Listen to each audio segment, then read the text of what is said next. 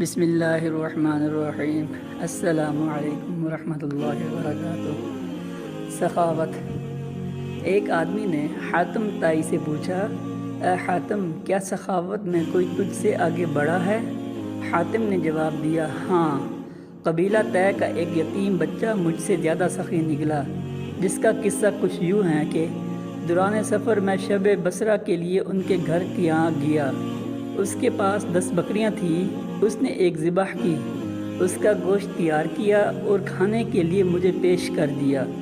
اس نے کھانے کے لیے مجھے جو چیز دی ان میں مغز بھی تھا۔ میں نے اسے کھایا تو مجھے بہت پسند آیا۔ میں نے کہا، واہ سبحان اللہ، کیا خوب ذائقہ ہے۔ اس یتیم بچہ فوراً باہر نکل گیا اور ایک ایک کر کے تمام بکریاں میری لا علمی میں اس نے ذبح کر ڈالی اور سب کے مغز مجھے پیش کیے۔ جب میں کوچ کرنے لگا تو کیا دیکھا کہ گھر کے ارد گرد ہر طرف خون ہی خون بکھرا پڑا ہے۔ میں نے اس سے کہا، آپ نے تمام بکریاں کیوں ذبح کی؟ اس نے کہا، آپ کو میری کوئی چیز اچھی لگی اور میں اس پر بخیل کروں؟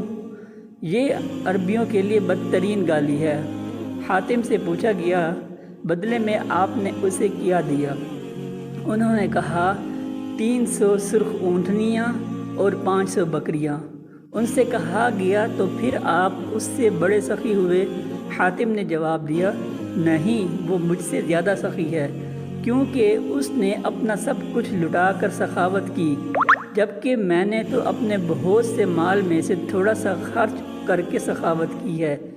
نوٹ، اس پیغام کو دوسروں تک پہنچائیے تاکہ اللہ تعالیٰ کسی کی زندگی کو آپ کے ذریعے بدل دے۔